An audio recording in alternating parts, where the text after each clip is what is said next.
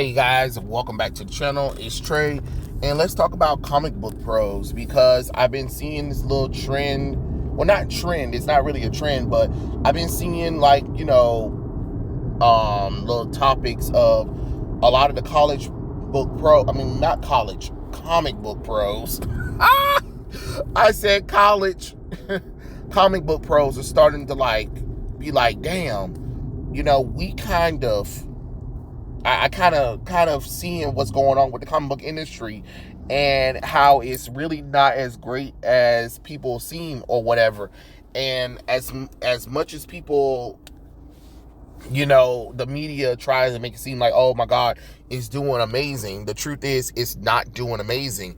And seeing talented artists that work in the industry can't really get a job or whatever, or when they try to do their indie stuff or whatever, like through Image or other publishers outside of DC and Marvel, it doesn't work. And it's like, well, yeah, of course it doesn't work, because a lot of people only care about the big two. Sorry, people mostly who read comic books mostly care about DC and Marvel. If it's not coming out of DC and Marvel, most people don't care. And another thing is, as an artist, especially comic book pros, a lot of them that are starting to wise up to that, a lot of them just kind of sat there and let the industry destroy itself. You know what I mean? It's the same thing with the whole G4 TV situation. You sat there, you let it happen, and now you're like, oh my God, what the hell? If you don't speak up, if you don't do anything, of course things are going to get worse. This whole notion of you can just talk down to your audience or whatever, and then think that people are just going to show up and buy your product, it doesn't work like that. Even if you're not saying nothing, you might as well be guilty yourself. You know that whole saying of, you ever heard that little thing, is you might as well have just held the gun yourself, sort of. Because you did. You sat there and you let a lot of your peers talk bad about the comic book.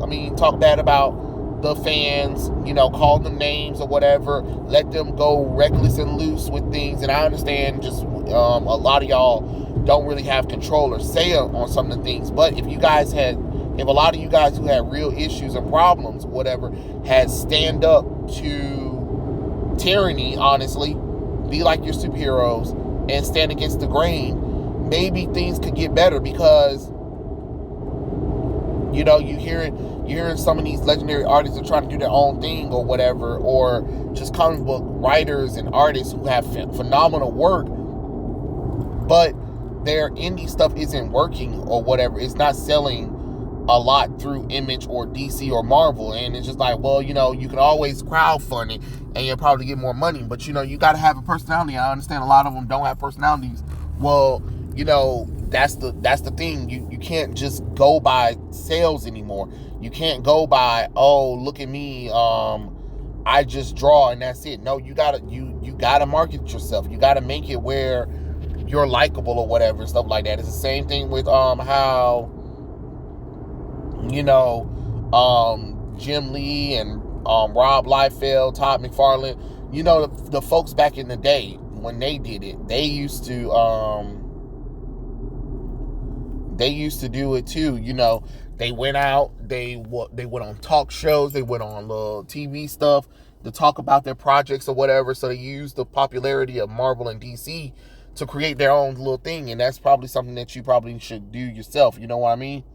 I know it's hard, it's tough, but at the same time, it's like, what do you want people to do? Because why should I feel sorry for you guys? You know what I'm saying? Especially when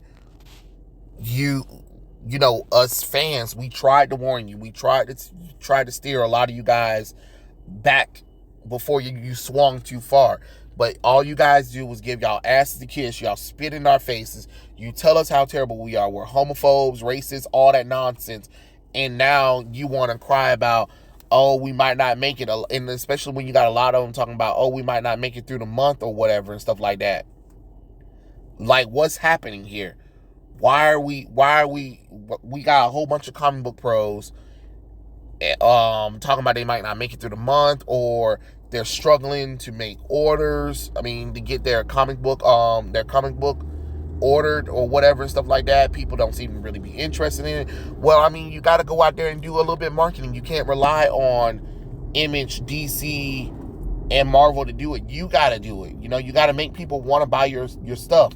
You know, I understand some people just want to wait and hope for the best, but you got to do it. I understand some people are like, oh, I'm not that kind of person. Well, you're gonna have to learn to be it. You know what I'm saying? How you think people are gonna buy your work? And then not even that, we're dealing with these new gen of artists and pros where they come into the industry, they think they can insult us, and then think that people are buying that work because they got a whole bunch of likes and retweets on social media. Social media likes don't involve the same amount of likes for art. That's just the truth. Saw one recent artist named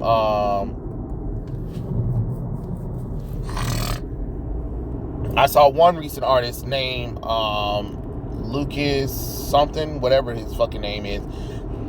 And he put a post on there talking about, sorry incels, not all content is made for you.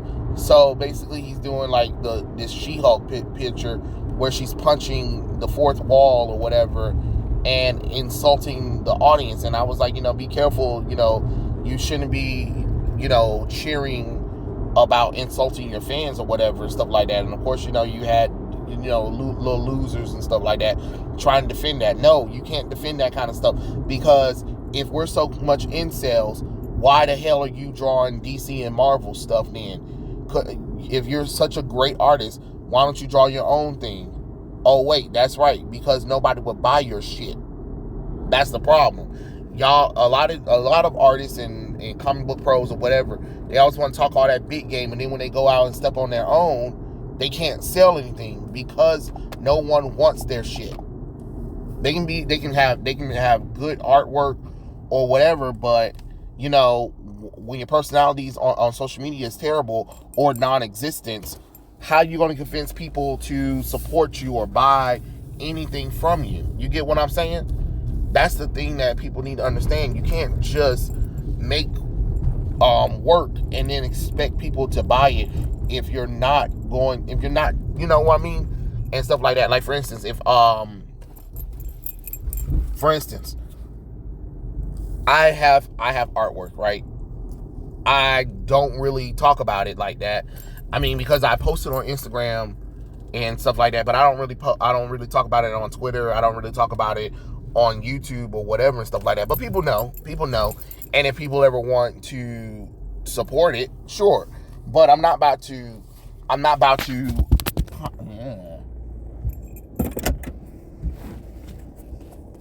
Lord have mercy. That's going in the little thing, because that can definitely be live. Fuck it, we'll do it live. Oh, Lord have mercy. But what I'm not about to do is be like, oh my God, you guys have to buy my artwork. No. If people want to buy my artwork, it's there. You know what I'm saying? I leave all my contact information there for people on YouTube and Instagram, for people to contact me and stuff like that. And I even, made videos talking about what do you guys think or whatever. And, if I don't get any feedback, then I can't really do much, because I don't know what the audience want. But it's always there for people if they ever really need to. But what I'm saying is, but at the same time, art's not my full-time job neither. It's not something I'm relying on for a living wage. If it was something I was relying on for a living wage, then it'll be a different story. But now you got artists and pros or whatever. This is their living wage. So yeah, you got to go out on the grind. You got to, grind it as much as you can. You got to get out there. You got to make people want this stuff. You know what I'm saying? For me, I don't have to, because it's not my full-time job and I'm not a professional artist. Yeah, I do some drawings or whatever, but again, not professional. So I don't have to worry about, oh my God, am I ever going to be able to, pay my rent? You know what I mean? I know some people were like, "Oh, you just take a leap of faith or whatever." Whoa, whoa, whoa, whoa, whoa. That leap of faith is fine if that is something that you know you can do. I probably done like what over. I would probably say there's probably like over 1,000 drawings and art pieces I've done that are like actually on my iPad and not on my iPad that I haven't shown the world at all. You know what I'm saying? So it's there, but I'm not about to sit up there and just take a chance like that and be like, oh my God, because it's not my career and stuff like that. Would it have been nice? Of course, but um I'm also one of those people that don't think that my work is good enough for people to buy. I mean, well, not people to buy, but I don't think my work is up there to standards that people will buy it. That's what I meant to say. I'm not saying that people wouldn't buy it, but it's one of those kind of things. But what I'm saying is when you got comic book pros that work in this industry, like if I was working in the industry, I would make sure that I would do my due diligence to make sure that I'm not talking down to my customers, I'm not talking down to my fans, and I'm trying to give them something amazing. And I will promote myself. I will promote the books that I'm working on from DC and Marvel, and I will also be promoting the books that I'm doing on the side as well. So you do a side hustle. If I'm drawing, if I'm drawing and writing or whatever and stuff like that, I'm going to do what I can to do. I'm going to try to split up time as much as I can. Make sure I'm getting my work done from DC and Marvel or Image or whatever, and make sure I'm doing something on the side. You get what I'm saying? Kind of like a side hustle. But this notion now is just like, now y'all coming having a come to Jesus moment, and it's just like, it's just a little too late. You know what I mean? You guys kind of ruined it. You kind of made it where people aren't supporting it anymore. You got a lot of these people making fun of the readership, telling them that they need to get over themselves. They don't need to worry about the old times or whatever. And it's just like, okay, they cannot worry about the old times. They can go away or whatever and stuff like that. But you can't get mad that people do not want to support this mess anymore.